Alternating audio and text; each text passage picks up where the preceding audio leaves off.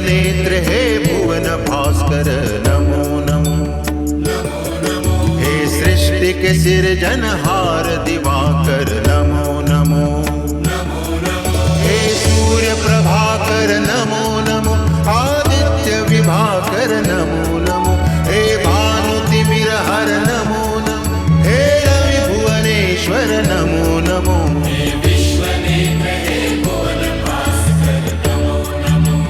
नमो नमो। सृष्टि के सिरजनहार दिवाकर नमो नमो। ओम सूर्याय नमो नमः। ओम सूर्याय नमो नमः। ओम सूर्याय नमो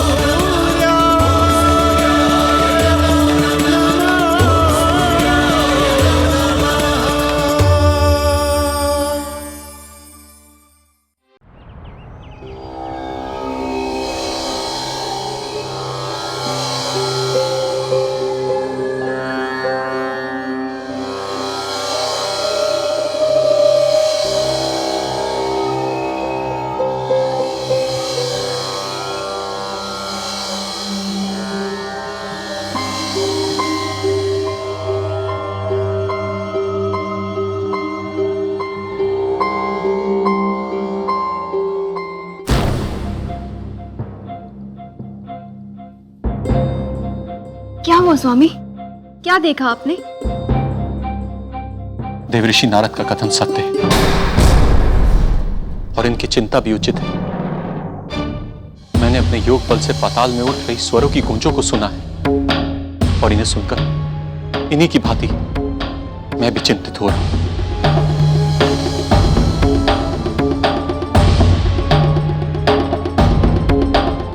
अर्थात असुर शक्तियां सच में बलशाली हो रही हैं।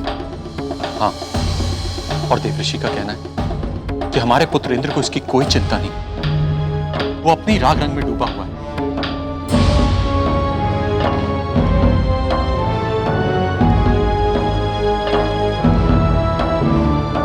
हे सूर्यदेव, अब क्या होगा? हमारे पुत्र की रक्षा करो प्रभु, उसे दिए गए वरदान की लाज रखो।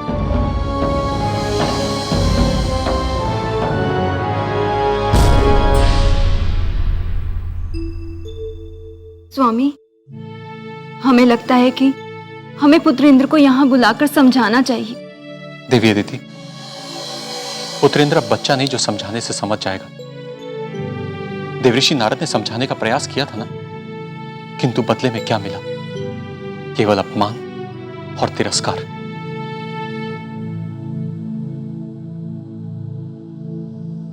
मुनिवर, मेरा मानना है कि इस विषय में एक बार आप भगवान सूर्यदेव से मार्गदर्शन ले लें। मैं स्वयं भी यही सोच रहा था।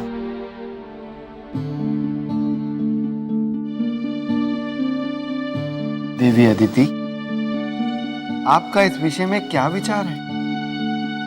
इन परिस्थितियों में तो हमें भी यही उचित लग रहा है। तो फिर ठीक है, अब आप मुझे अनुमति दें। नारायण नारायण।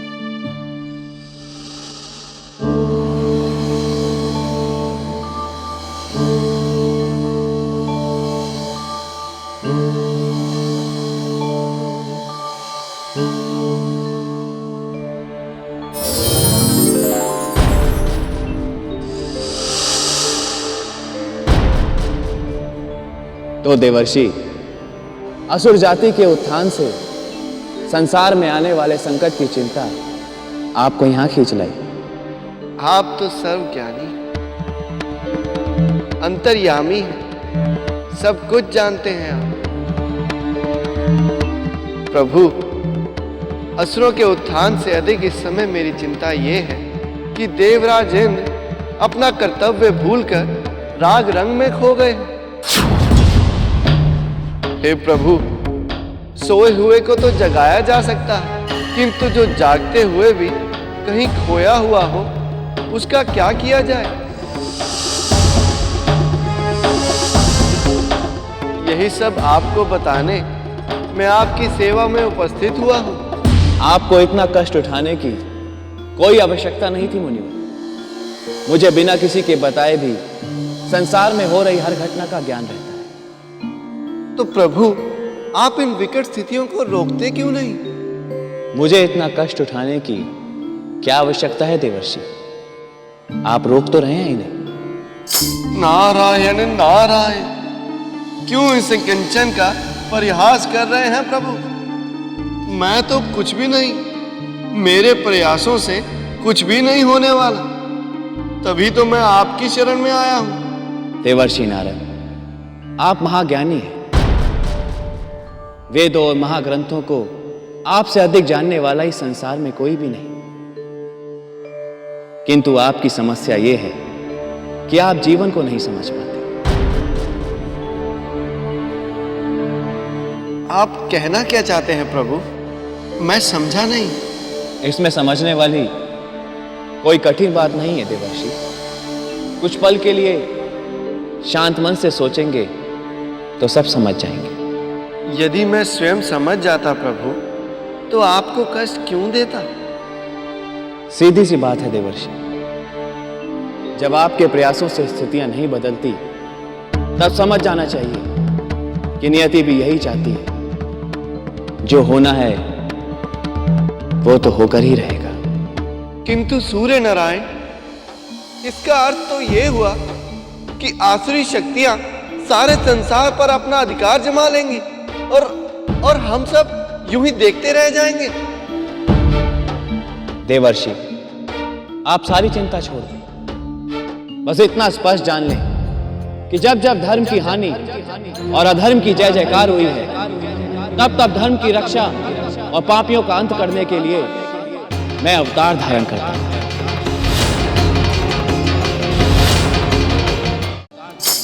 नारायण नारायण, भगवान, अब मेरी सारी चिंता दूर हो गई। अब आप इतना और बता दीजिए कि आपका अवतार कब होगा, कहां होगा, आप किस रूप में अवतार लेंगे और आप क्या क्या लीला करेंगे? भविष्य जानने की जिज्ञासा आपको बहुत रहती है मुनिवर। इस मामले में तो आप बिल्कुल बच्चों के भांति हैं, किंतु भविष्य के दर्शन वर्तमान में ही हो जाएं, तो जीवन में से तो रस समाप्त ही हो जाता है ना।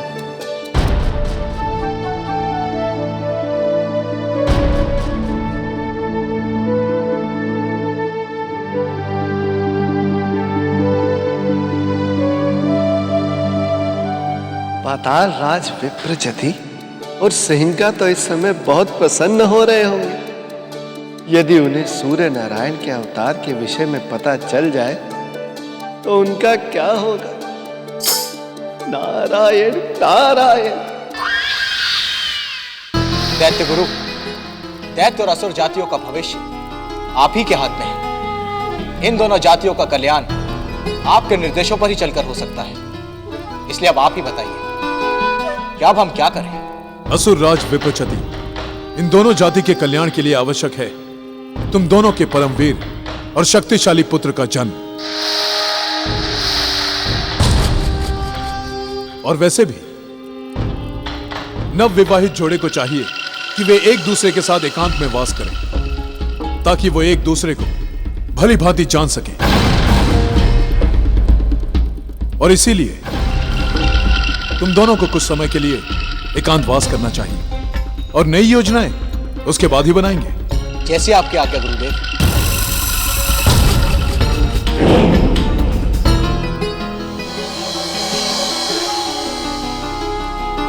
दैत्य माता दीति, यदि आप अनुमति दें तो हम दैत्य गुरु के आदेश का पालन करते हुए एकांतवास के लिए प्रस्थान करें।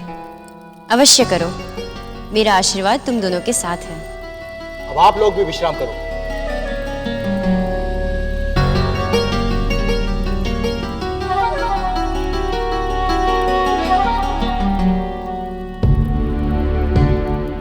अभी तो कुछ ही समय हुआ है मेरी पुत्री का जन्म हुए, और आज जब वो विवाह करके यहाँ से चली गई तो ऐसा लग रहा है जैसे मेरे अस्तित्व का टुकड़ा कटके उसके साथ चला गया। ऐसा ही होता है पुत्री दीदी। माता या पिता बनने के बाद ही मनुष्य समझ पाता है कि उसके माता और पिता की उसके विषय में क्या भावनाएं होंगी। दैत्य गुरु, इस विवाह ने मेरे समक्ष और एक प्रश्न खड़ा कर दिया है। क्या? यही कि मैं अब कहाँ जाऊं।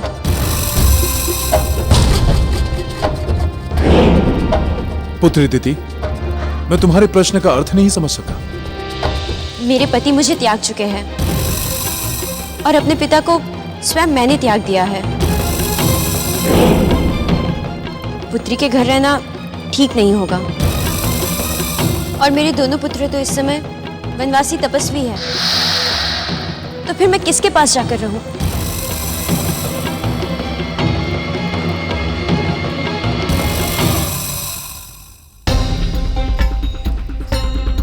वत्स हिरण्यकश्यपु, पुत्र हिरण्याक्ष। जी गुरुदेव।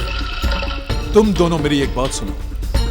तुम दोनों को पाताल लोक आकर अपनी प्रिय बहन सिनिका के विवाह में सम्मिलित होने की अनुमति मैंने केवल एक शर्त पर दी थी कि तुम दोनों यहां उपस्थित रहकर भी मन ही मन अपनी तपस्या चालू रखो और विवाह के पश्चात वन में लौटकर अपनी तपस्या पूरी करो।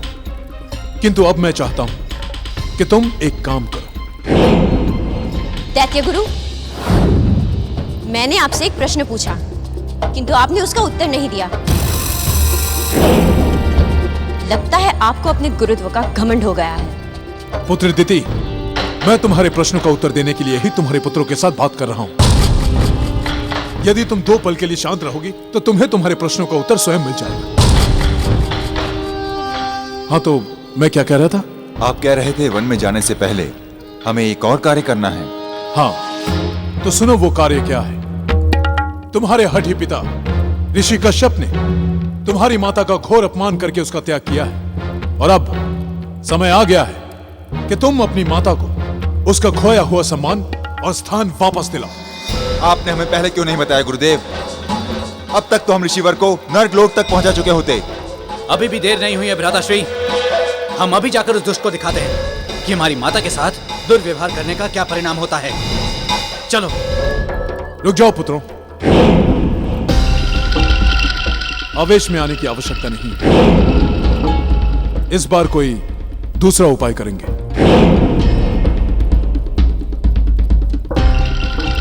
दैत्य माता दिति, ऋषि कश्यप ने आपका त्याग किया, उसे बहुत लंबा समय हो गया है।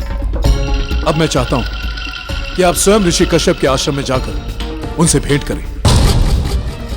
यदि उनके रोष का अंत हो गया होगा तो इस समस्या का समाधान स्वयं हो जाएगा। किंतु यदि ऐसा नहीं हुआ तो पुत्र हिरण्यकश्यपु और हिरण्याक्ष तुम्हारी सहायता करेंगे। ठीक कहा आपने।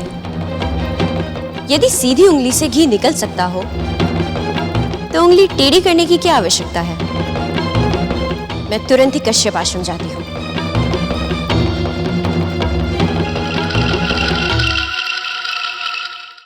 ओम सूर्याय नमः। ओम सूर्याय नमः। ओम सूर्याय नमः। ओम सूर्याय नमः। ओम सूर्याय नमः। ओम सूर्याय नमः। ओम सूर्याय नमः। ओम सूर्याय नमः। ऋषिवर पूजा में व्यस्त है, किंतु हमारा मन तो पूजा में लगता ही नहीं। हमारे मन की व्यथा ये समझते नहीं। क्या हमें अपने मन की बात इनसे कहनी चाहिए? यदि हमने ये बात कह दी तो परिणाम क्या होगा? ओम सूर्याय नमः। ओम सूर्याय नमः। ओम सूर्याय नमः।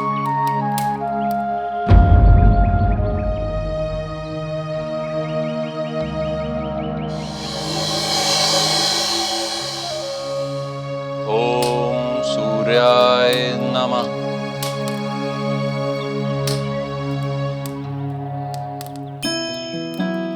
हे सूर्यदेव, आप इस संसार के आधार हैं। आप ही की इच्छा से इस संसार का अस्तित्व है। अपनी दया दृष्टि बनाए रखिएगा प्रभु। इस संसार में सबका भला हो, ऐसी कृपा कीजिएगा।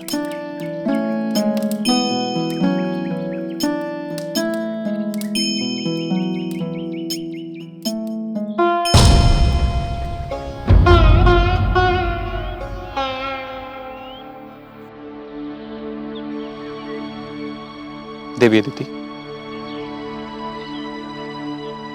कल्याण हो। मुझे ऐसा लग रहा है कि आप किसी कारण से चिंतित और व्यथित हैं।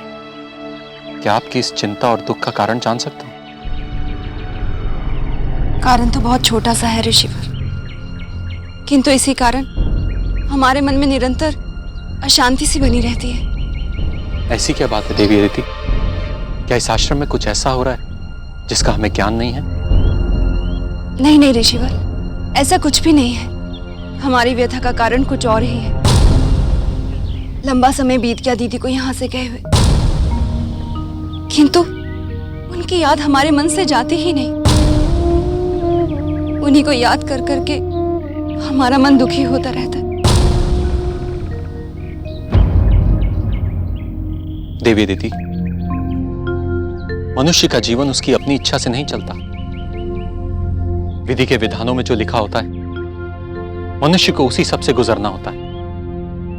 हमारे जीवन में ऐसी बहुत सी घटनाएं, ऐसे बहुत से लोग आते हैं जिसका ना होना ही शायद हमारे जीवन के लिए श्रेष्ठ हो। और उन्हीं सब लोगों में से आपकी बहन देवी अदिति भी है। अच्छा होगा यदि आप उन्हें भूल जाएं। आप जो कुछ भी कह रहे हैं उसमें कुछ भी अनुचित नहीं है, किंतु दीदी को भुला पाना हमारे लिए सरल कार्य नहीं है स्वामी। वे हमारी बड़ी बहन है और आपकी सर्वश्रेष्ठ पत्नी भी। उनका स्थान हमारे जीवन में हमारी माता के समान है। क्या कोई पुत्री अपनी माता को भुला सकती है? इसी प्रकार हम भी अपनी दीदी को भुला नहीं सकते। यदि आप उन्हें भूल नहीं सकती तो उनकी यादों को भुलाने का एक उपाय है मेरे पास। क्या स्वामी? जब आपको उनकी बहुत याद आए तो वे दिन याद कीजिएगा जब वे इस आश्रम में थे। क्या दशा थी इस आश्रम की? शांति का तो जैसे नाम ही था। पावनता तो इस आश्रम से नष्ट हो गई थी। और सबसे बड़े कलंक की बात तो यह कि दैत्य जाति का जन्म हमारे इस आश्रम से हुआ।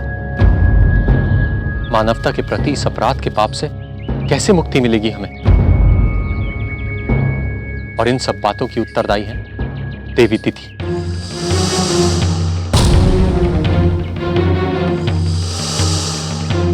इसलिए देवी, अपने हृदय पर पत्थर रखिए और भूल जाइए देवी अदिति नाम की आपकी कोई बहन भी है। इतने कठोर ना बनिए ऋषिवर। हम मानते हैं कि आप जो कुछ भी कह रहे हैं वह सत्य है, किंतु आयु बढ़ने के साथ साथ मनुष्य के स्वभाव में परिपक्वता तो आती ही है। हमें विश्वास है आज दीदी अपनी भूलों पर पश्चाताप अवश्य ही अनुभव करती होगी। आप एक बार उन्हें यहाँ बुलाकर तो देखिए। नहीं देवी अदिति, जितना मैं उन्हें जानता हूं, पश्चाताप की भावना का तो नाम भी उन्होंने नहीं सुना होगा। इसलिए मैं किसी भी मूल्य में उन्हें अपने आश्रम में वापस नहीं लूंगा। और ये बात आप भी अच्छी तरह जान लीजिए।